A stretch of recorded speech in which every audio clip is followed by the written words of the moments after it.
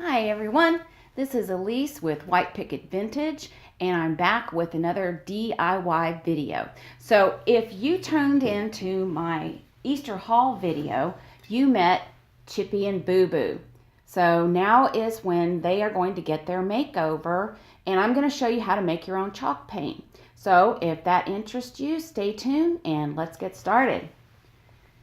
Alright, so I went ahead and worked on, let's see, this is BooBoo, and gave him a makeover so that you could see the finished result. Now this guy, I started him with white chalk paint, and then I went over him with a gel stain. I made a video about it and everything, and then when I got to looking at it, I decided I didn't really like it. I had actually done that to both of these, and I had done some dry brushing on BooBoo to bring out some of the highlights and to bring back some of the brightness, but I still didn't like it. I just felt that the dark glaze in the crevices was just a little too harsh for these guys. I wanted them to be a little bit brighter and cheery for Easter. So I'm going to do a different treatment on it, and he's already been done. And we're going to work on Chippy today. Okay? So the first thing we're going to do is I'm going to show you how to make your own chalk paint. Now I already have some in here, but I'm going to make a little extra. I need it for some other projects, so I'm going to show you what I do, and it is looking a mess. We've got some sticky dried up stuff on the edges. Okay. All right, so the first thing we're going to do is get some joint compound, and I've got a really big can of it. You don't need to buy anything this big because you're not going to use this much of it if you're just doing some small projects here and there. I bought a big one because at the time I was painting furniture and I was doing a lot of big projects. I needed a lot of it. The reason I picked joint compound is because it has some kind of polymer base to it that keeps it from drying out. I've actually had this big can for probably 2 years, maybe longer, and it's still good. It hasn't dried out, which is kind of remarkable. Some of the recipes out there for chalk paint use plaster of Paris, and I've used that and it works fine, but only for short usages. You're going to have to mix it up, you're going to have to use it all, and you're going to have to throw it away because that plaster of Paris is going to dry in there and you're just going to have a big block of paint. This is going to last you a little bit longer. So if you want to make up a batch of it, close it up and keep it for a few months, it's going to work for you. So that's what I use now. So the first thing we're going to dip in there, and you're going to get about I guess that's about a tablespoon, maybe a little bit bigger. This is not something that I can really tell you exact measurements because it's going to depend on how much you want to mix up, which is the other nice thing about making your own chalk paint. I make my own for a couple of reasons. The first one is cost. Making your own is a lot cheaper than buying store-bought or one of the name brand buys where you're going to pay about $30 a quart, or even in the stores sometimes. I think Bear now has a brand, it's still about the same. So you're going to spend a lot, and if you're just a part-time DIYer, or you just want to try this out because you've seen some cute stuff out there, you may not want to make that kind of investment into product. The other reason is that it's more customizable. When you buy the already processed ones, you're limited to their color palette availability. Well, when you make your own, you can use any color you have out there. You can even use an existing paint that you may already have on hand. So you've just got a lot more variation. You can even add and mix paint if you want to and add it in there. So you've just got way more variables at your disposal when you're making your own chalk paint. And then lastly is making the amount that you need. So I could make up just a little tiny bit here, just a few ounces. If I'm painting something small, I can even mix just a little bit in my palette and have what I need. So that's the reason I like making my own.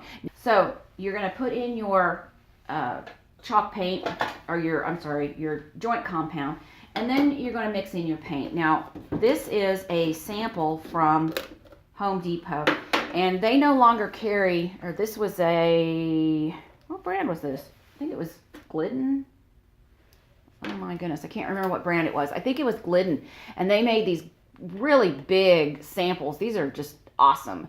I think they're a pint, and they stopped doing that, which was kind of a bummer, but I don't blame them, because I think at the time they were only $2.99, so I could get a lot of paint out of this.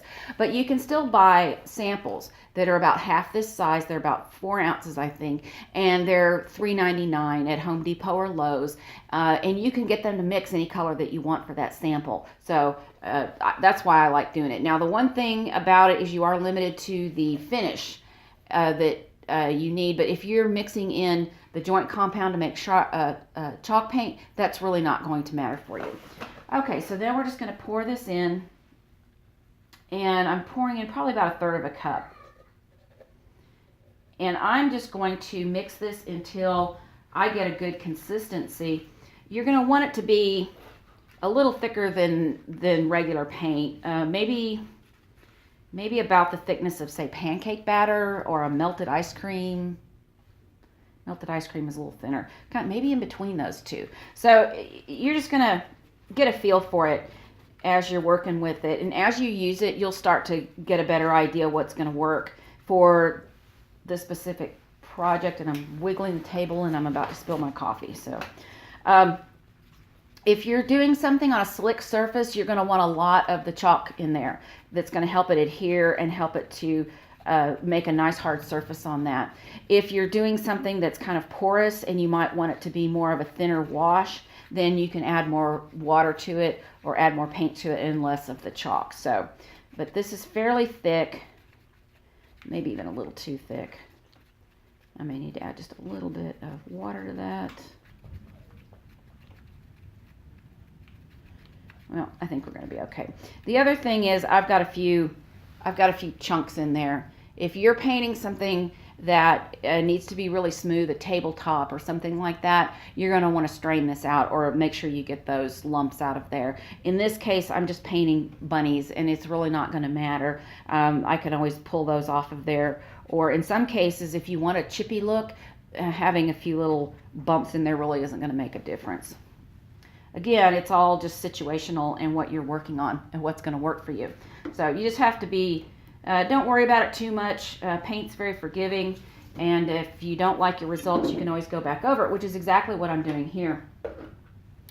Like I said, this bottom glaze that I did, I thought it turned out really nice, but it's just a little harsh for this particular project. There's other projects that this might be wonderful for, but I just didn't think it quite worked, so I'm going back over it. So just don't worry about that too much. You can always repaint something. And this brush is hard as a rock, and that is not going to work.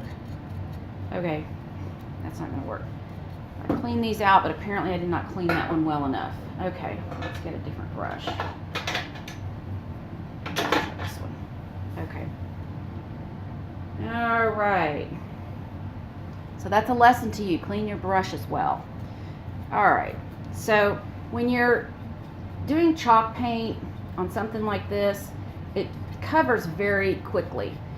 The one thing that you do have to do when you have detail like this is you do want to make sure that you really press your brush into that detail and get that paint down in there, because it's kind of a thick, heavy paint. It's not just going to flow down into the crevices. You have to get it in there. Okay. All right, so I'm going to speed this up while I'm getting him painted. It'll just take a minute, and I'll be right back.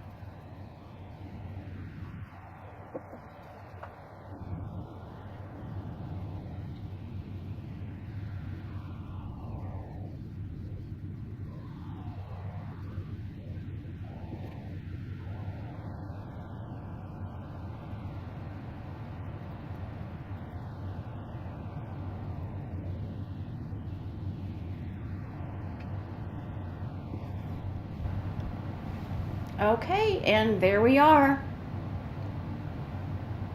Chippy's got the first part of his makeover.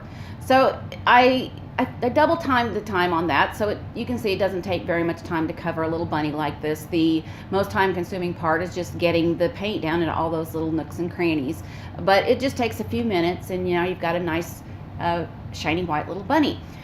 He does need to dry before we go to the next step, so I'm going to set him aside, and I will be back in a few minutes and show you what we're going to do next. Stay tuned. Bye. Okay, I'm back for the second half of the makeover, and as you can see, Chippy is now all dry and ready to go. So for this part, you're going to need a few things. What we're going to do is we're going to layer him with some stain that's going to help bring out the detail. And what I used for this is Varathane brand in the weathered gray. And this is a small can. I think I got this from Home Depot or Lowe's. You can find it at any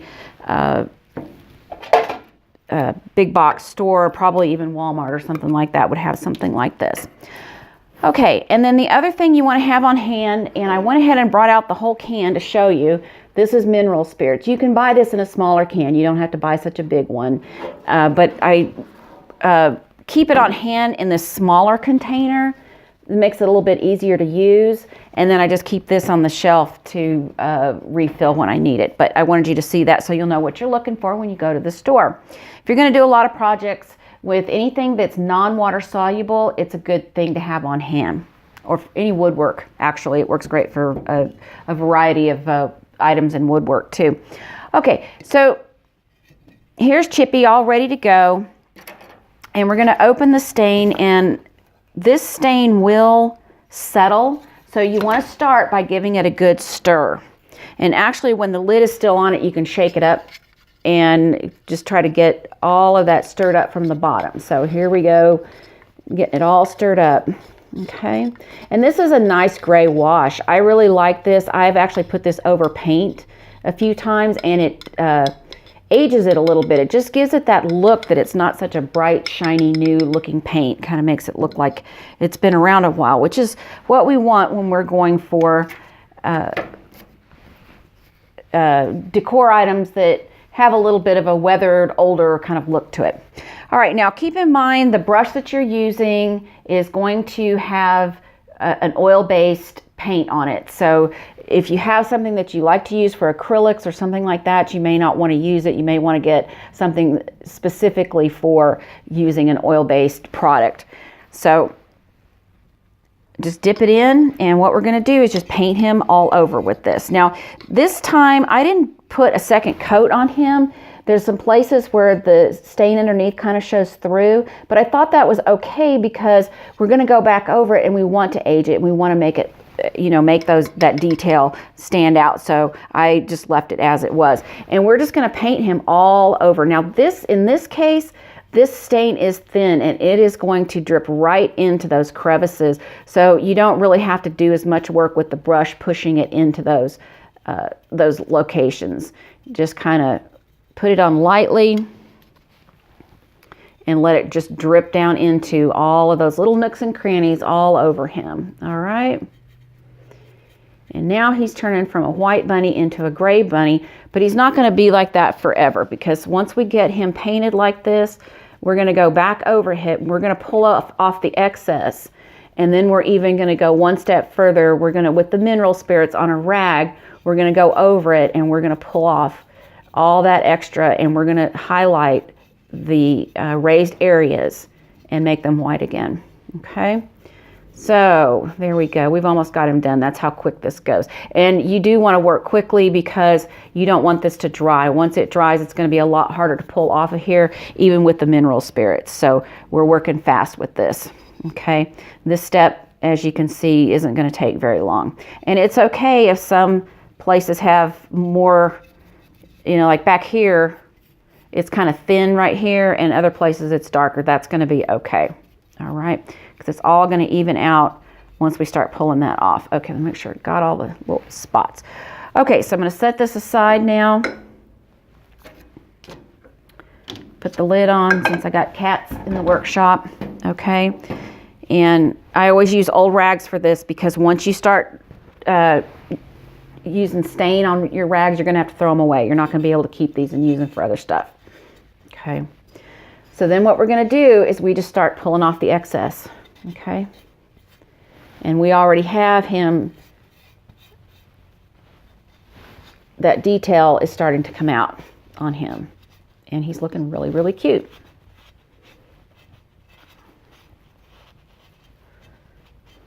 Okay.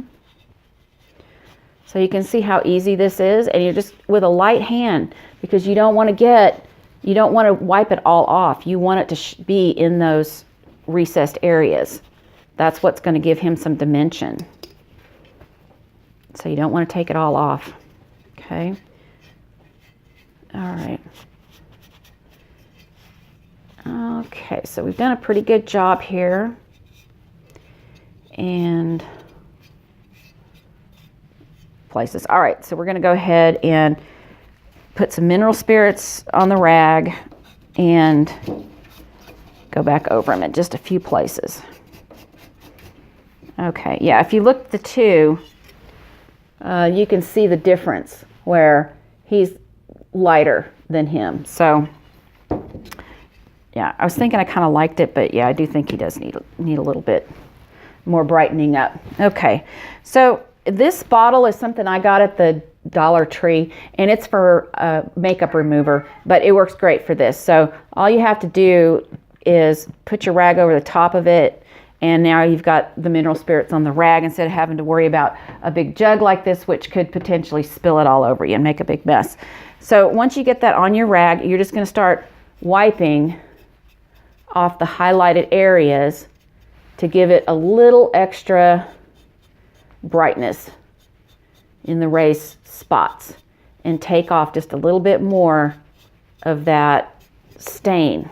Okay, but we're leaving it in the crevices so that it shows up and that you see how that adds to the detail. It really makes that fur look more like fur instead of just being all one color. Okay, so we're going to go over that just lightly. Oh, his eyes are a little bit dark.